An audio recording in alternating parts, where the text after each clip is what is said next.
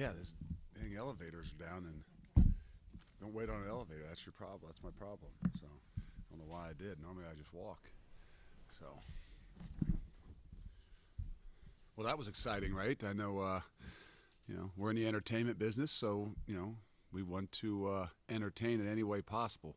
Um, it's kind of hard right now to reflect. It's a shorter week, so we're kind of a day ahead to kind of reflect back. From last week's game is a little bit harder right now, but nonetheless, it was quite a game, and the finish, the way it finished, was almost surreal. So you can ask a lot of questions about it. I don't remember a whole lot about it. Those last 2.5 minutes seemed like an eternity, but we found a way, and I give them credit. That's a good football team that hasn't won a bunch of games this year, but really played well and battled us down to the very end. And so I think we learned some more from it. I think our guys recognize the way everybody plays them, and the way that they got to continue to push and fight, and whatever it's going to take, we're going to have to keep fighting. We've won more games like that probably in the year 2 and year 3 that came down really to the wire, and you had to make some really big plays last year. This year, maybe not as many, so sometimes it gets a little bit frustrating, but I think that's, again, another character builder and a way we got to continue to grow. But the hard thing is then you kind of try to celebrate a little bit, and then you got to kind of go real quick and get back into things. And with a Friday game, you kind of start back over really, really fast. But try to remind them there's 3 guaranteed weeks left in this season. November is for contenders, and you'll see it all across college football. The teams that are getting better, the teams that can take November and really use it in a positive way, wherever they are as a football team, whether they're 9-0 like us, or South Florida that hasn't won a bunch of games, but you can really look at them and say, boy, they're getting better. And obviously last week was one of those ones against Houston that you kind of recognized this football team from where they were in week 1, 2, and 3 to where they are in the last 2 weeks. To me, it's a completely different football team, and that's what we have to get prepared for. That's what we got to be ready for, and in a little bit quicker way. So traveling in a short week makes it even more difficult. So wasn't a whole lot of time to, I don't want to say celebrate the victory, because you got to enjoy those things. Wasn't a whole lot of time to even reflect. You got to find the ways to grow from it, and then you got to be able to move forward. So quick week. We'll load up on Thursday and head to South Florida for a Friday night game. Asked him in the hallway. I didn't ask him. I'll ask you. Any update on Jerome Ford's status? You passed him in the hallway. I did. So he's here. He's here. He's alive. He's alive. No, I don't know. We'll again, today's a big day for practice, and I think I told this to the guys on Sunday. Every team has injuries, especially in week 10, 11.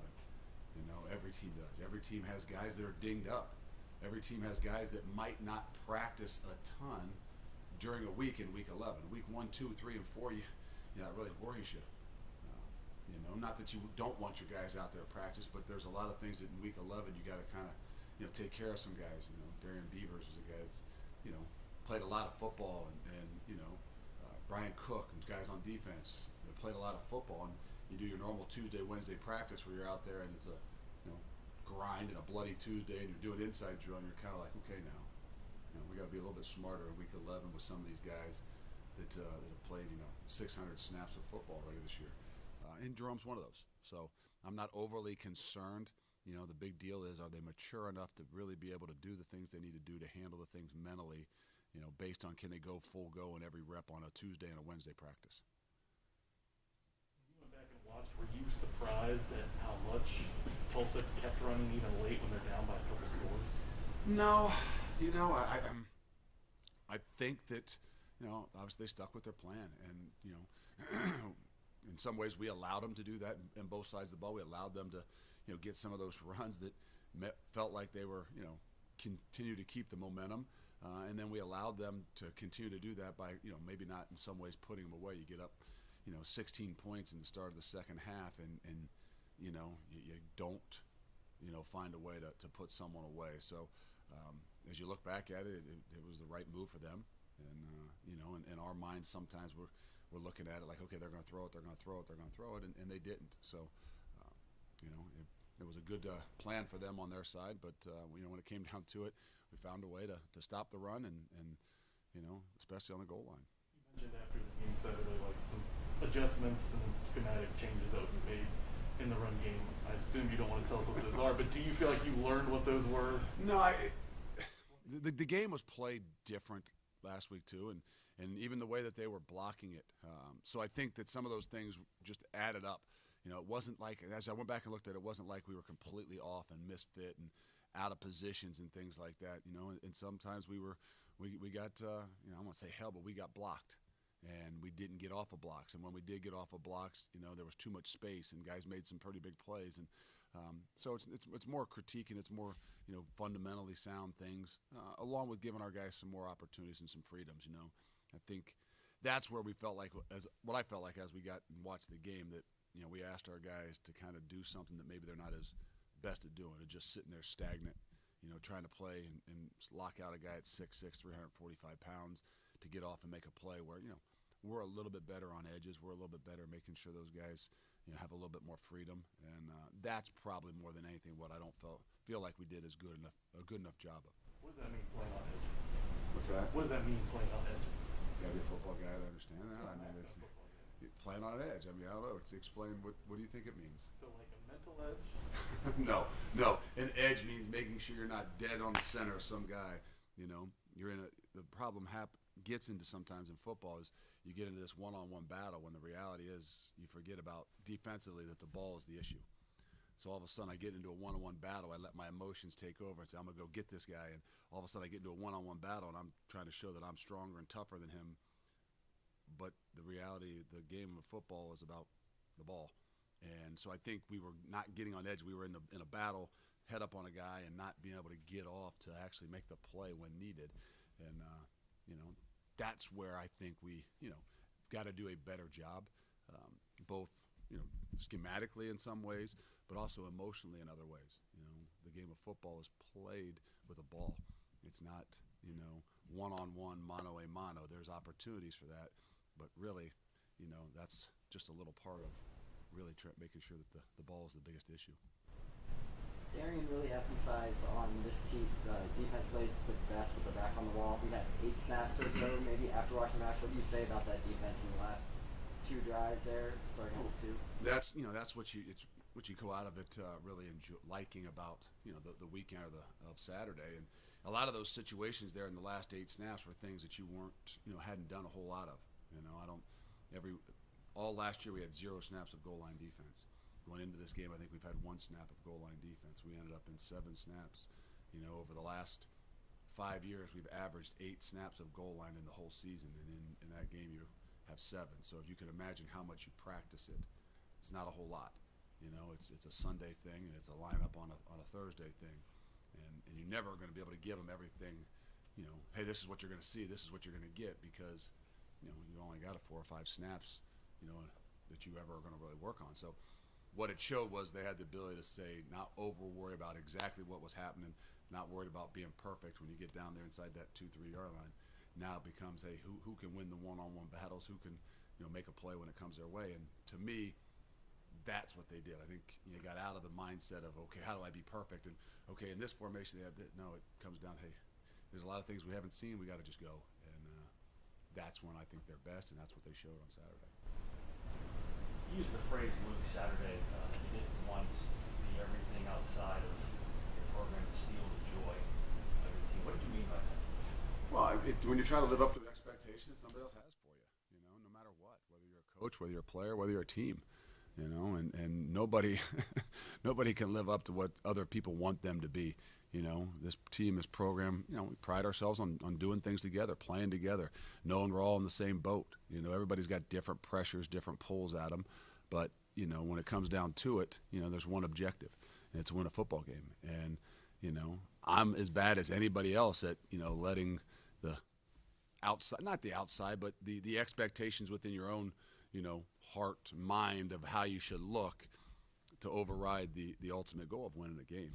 So there's a balance there that we all got to have that that fuels you to get better, but you can't allow our own minds to steal the joy of what really comes along with it. And I said it to the guys in the locker room after the game. I mean, as a player, looking back, the thing that I miss more than anything is even those last 20, 25 minutes after a game of just sitting in the locker, you know, with your buddies and the guys you just fought with, you know, win or loss at times, you know, because you know darn well those are the guys that are in the same things that you're in, you know. Those are the things to me that you forget and you really miss when it's all said and done. You know, there's a lot of things you won't miss, obviously, even think about the games, but just to reflect back on the locker room is so special, you know, and that energy and those things that you do together are so special that, you know, I don't want somebody to steal that from any of our guys or our coaches as well. These kind of starts the season being this deep into the season undefeated, it's rare. Do you think your guys are enjoying it, or do you think that kind of stuff to be frustrating to kind of have to hear it all the time? No, I think I would imagine that they do a better job at enjoying it than some of us, myself being one of them, just because they have other things in their life. Hopefully they get to go out to class, they get to have some other things, and so they get to feel it a little bit more. I think 18 to 22-year-olds have a shorter memory. You know, they can have something happen and then they can get rid of it and move on. And, you know, us as coaches dwell upon things probably too long. But I don't know. I keep reminding them that that's what we have to be able to do, you know, because that's the only way you can relax your mind, free your mind, and allow yourself to, you know, recover. But there's a lot of individual based on how they handle those kinds of things. You're used to being a part of winning teams during your time at Ohio State, even as a coach and as a player. How much do you pull from that time to help this team here, you know, develop and figure out how to handle all the expectations? Well, I think probably what I'm learning as a head coach is nothing is the same. Every year is so different. Every dynamics of your team. I mean, you could say we had X amount of guys coming back this year. It's different. It's still, I mean, just the dynamics of everything and how you do things. And I was reminded by that of Coach Tressel was in town. The real Coach Tressel was in town for the president's meetings here on campus, and he stopped in yesterday to see me, and you know, just to be able to, you know, talk to him for a few minutes and reflect, and reminded me, you know, of a lot of those things that, you know, every year is different. I know you can rely upon the experiences that you've had in the past, but you know, whether it's 9-0 one year and 9-0 another year, there's every year is different, and you got to have a grasp on, you know, your team, your guys, and you got to be able to adapt and adjust. We've asked you about Ahmad before, but it feels like teams aren't even looking his direction. What are you telling him to make sure he doesn't get bored, complacent? It's going to happen. There's going to be those opportunities and those times, and you know, you got to make sure that you're ready when it is. And you know, beginning of the year, I kind of brought it up to him that, you know, my senior year of college, we had a corner named Sean Springs who had 0 interceptions. I'm sure he had some batted down balls, but probably statistically had about nothing. And he ended up being the defensive player of the year in the league because people recognized what he did and maybe as good as he was, and they didn't challenge him a ton. And, you know, at that position in particular, that's why it's really difficult, maturity-wise, and being able to handle it. It takes a unique individual. So, you know, going into the year, I didn't know it, but I just kind of tried to always prep him about those things can happen, you know, especially sometimes the better you play, but you can't let up, you can't lighten up, because when you do, there's when the issues are going to come. He had that corner blitz sack. Is that one of those things like every once in a while you have to feed it just so like? So you got to find different ways, and you know, sometimes you see them fighting out there to switch sides if they know it was coming. But you know, Kobe sometimes is maybe I would say off the top, he might be a better blitzer.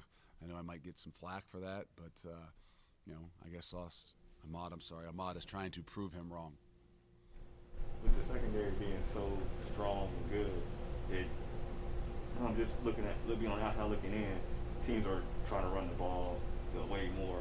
I feel like this year, is that kind of frustrating to see on your end, or is it, you know? No, it is what it is. I'm not saying that you know, we've played some teams that have, you know, been in some different situations. You know, whether it's a Tulane and, you know, they're obviously quarterback is down, and they had to look at it to say, hey, this is the best way we need to attack them. You know, obviously Navy is Navy. You know, last week, if you really look at, you know, even what Tulsa did in the championship game, that they ran the football. And they came out in a balanced, in the first couple series, and we shut them down. And I think they found a little something in a little way, and they started running the football, and they stuck with it. And they're probably one of those few teams that, that truly, outside of the triple option guys, that are as dedicated if things are working to the run as anybody. As a former nose tackle and someone who's used to plugging up the holes in running plays, is it more frustrating for you when you see a team like Tulsa run for 300 yards? I don't know any defensive coach that, whether he was a corner, a safety, didn't play football, if he's a defensive coach that doesn't get frustrated with people running the football. The game today is still balanced, and you got to be good on both. But there's something deep down inside that makes it difficult, when a team is running the football. But, when you put defenses together, it used to always start with how do you stop the run. I think if you're really good now, you got to look at how we have a balance, and sometimes even, designed from the top down in some ways. But anytime, that anybody's moving to football, it's frustrating. And, whether it's running or throwing. But it ultimately comes down to, you can look at yardage. You always look down to score, and that's the most, telling stat defensively that, we're going to hang our hats on. And we say 91 plays for 20 points, regardless of how that happened, it's not bad. What impact do you think that approach from the opposing offense is having on your offense? Probably getting one or two, maybe three less. We say that, but then someone brought up the stat that, we haven't won the time of possession in any game this year. And, I don't know if they asked me if that's that important of a stat. Well, it's always something that you've looked at, and you didn't want it lopsided, but I don't know that was something you went in the game and said, we're going to control the clock. Maybe in year 1, 2, and 3, it was more natural the way we played, that we maybe controlled the clock a little bit more. But, never something that I just say, okay, hey, let's focus in on one of the top things we got to do is control the clock. It's more about field position and being aggressive and taking the opportunities when we've got them. We saw Vinny a little bit in the second half. Was Metz banged up, or just trying to get Vinny mixed back in? Well, it's nice to have him that he's back in that role, that he's back up, weight up, and feeling good about what he's doing, and to be able to roll those guys and keep them a little bit fresher. I think we're doing that better offensively. We got to do a little bit more of that defensively. So it's kind of a balance of both. Any more questions? Good. Thank you. Thanks, Coach.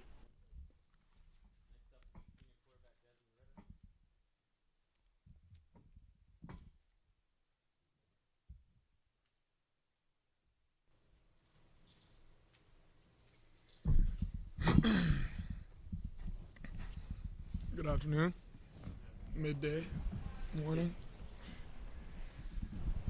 Coach doesn't know yet if Jerome will play. I know you said this Saturday night, that you got Ethan Wright and Ryan Montgomery and guys who are fully capable, but also teams are going to play you differently if he's not back there. How much are you hoping that he plays on Saturday? I'm hoping he plays, as much as everyone else does, because, he's a great running back. He provides a lot for us for the team. But like I said Saturday, I trust in every single one of those guys that are behind him. They put in just the same amount of time, work, and effort that he has to be out there on the field and show what they can do. So I'm excited to see how they step up if he's not able to play, and see what they can do with their opportunity. Did you get a chance to go back and watch kind of the defense specifically there at the end and getting a little distance from it? I'm curious your thoughts on those back-to-back goal line stands on their part. Obviously I went back and told them, obviously that whole situation was on me. So I thanked them, obviously, from the bottom of my heart. No, but, that's like one thing that we pride ourselves on is, red zone, both offense and defense, being able to stop the ball in the red zone and be able to score the ball in the red zone. So that's one thing that we've worked on all season, throughout spring ball, throughout camp. It just showed on film. There's only going to be certain situations throughout, the course of the year, whether that's, a Hail Mary play, whether that's a 2-minute drive to win the game. It just so happened to be this one was a red zone. Like Coach Fickell was telling us, if somehow they did score, they was going to go out and stop them for the 2-point play. So, yeah. When you ask Coach about, I asked Coach about, with the way teams are running the ball, maybe gives you a few less possessions, and he brought up that you guys haven't won the time of possession at all this year. That's definitely a difference from your first few years. How does that impact you as a quarterback? Part of that is you guys scoring faster, I realize, but how does that change your approach, knowing you're going to have the ball a little bit less than maybe you did your first few years? That just means, like, it shouldn't change it. But obviously, that just means we have to execute on every single drive and every single possession we have. We can't have any 3 and outs, which, I feel like sometimes we go out there and I feel like you more so see it in the second and fourth quarter where, we start fast in both the first half and second half. And then in that second and fourth quarter, it's like there's just a lull. Whether, it was the defense had a long drive that they were on the field for a long time or whatever it may be. But just being able to go out there and execute on every single drive we have, every single play, and all 11 guys doing their job. When your guys are sputtering offensively, when things maybe aren't going as well as you hope, how do you stay mentally locked in and making sure you stay focused and then they stay focused? Yeah, excuse me. I feel like it obviously starts with me. I might have my 5 seconds right there on the sideline where I get my words out on this and that. And then, I go right down along the bench and make sure that everyone else is locked in, that they know the job that we have to get done and what we have to do. Like I said, usually that's right after a 3 and out. Whether that, like we'll just take, for instance, this past, right before the half when we had an opportunity at a 2-minute drive and then we go 3 and out. To just, know that we got to keep it going and keep the foot on the gas. We can't let up and just keep playing our ball. Tuesday, Statesman, are the big college football playoff ranking for the state. I know you have important things to do at practice and your life, but is all this stuff, is it adding pressure? Is it frustrating? Is it fun? What is this like for you to digest all the stuff that's happening around you and still trying to do your job at the same time? Yeah, I would say it's fun. It's cool to see, like I said, it's cool to see our name as the University of Cincinnati and our program up there. Other than that, I wouldn't say it's added pressure or anything. Like Coach Fickell always says, all we care about is winning the conference championship. And once we do that, everything's going to take care of itself. So, we're just taking it game by game. But it is a blessing and an opportunity to just be able to be, involved and be able to be a part of that and be a part of and bring the city and community, along with us. I know you said last week you were invited to go on the show and talk, and you didn't, but did you watch? Will you watch tonight, or is that something you make a point of wanting to make time to watch? No, I have a little daughter at home who I like to watch what she does. So no, I don't spend too much time watching that because, of course, I can get on Twitter and all of you guys are going to post it anyways. So. Right now, football. And I think I say that and joking and everything, but I think she likes to just see people go back and forth. So any type sports that's on TV, it kind of attracts her eye. You referenced play clean index after the game Saturday.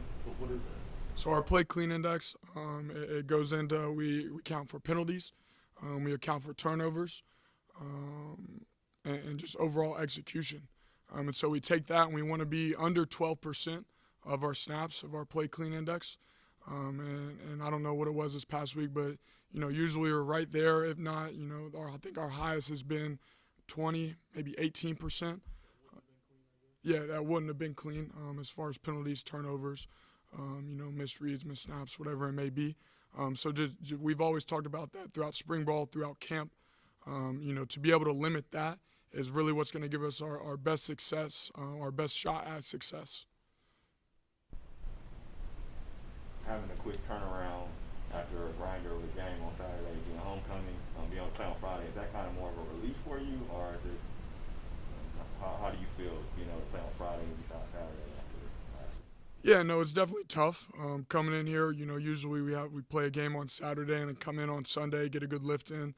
And then kind of get a flush run with a slight practice. And we came in this Sunday, got our lift in, had our meetings, watched the game, and then went out to practice. Everyone was ready to practice, ready to go. And Coach Fick blew it up, and he ended practice. So it was a nice. He said that we needed to get our minds and bodies obviously back to what we needed to be for a quick turnaround. But you look at these next 3 weeks.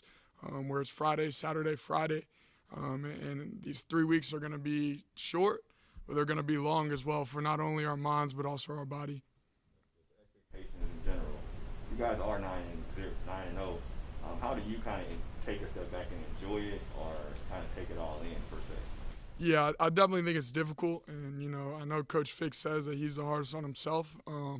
But as far as the locker room, I know I would probably say I'm definitely the most hardest on anyone on the team as far as not having things go the way we want them.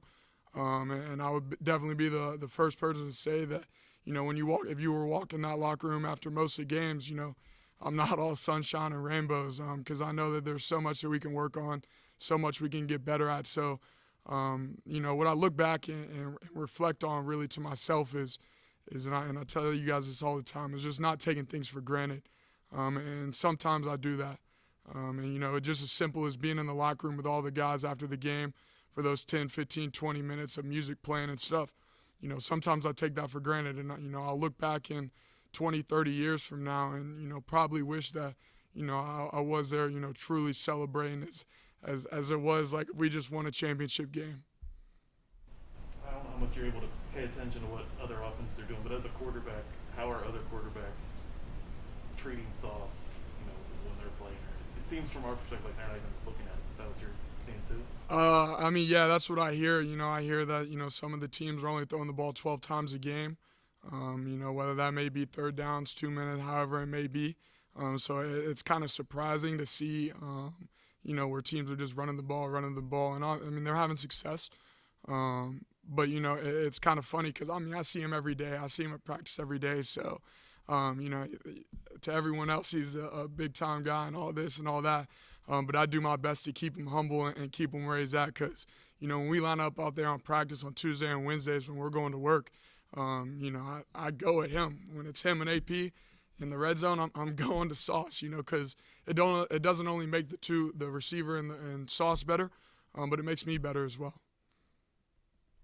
Have you ever faced a top-tier corner? Obviously Sauce is regarded as arguably the top corner in the country, but in your years, have you faced one, and how do you approach that? We go through our scouting report on Mondays, and we kind of look at it. I don't think we've had anyone, as top tier as Sauce. But, we know that there's good players all throughout, whether it's, in conference or out of conference games that we play against.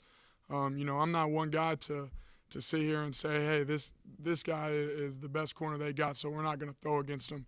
When I get out there, I'm looking at matchups, and I'm looking at the matchups from, an offensive standpoint. Is he taller than that DB? Is he faster than that DB? How, so I'm not taking too much into concern of, who's on the other side of the ball. Any more questions? Thanks, Des. Thank you all. Have a good day.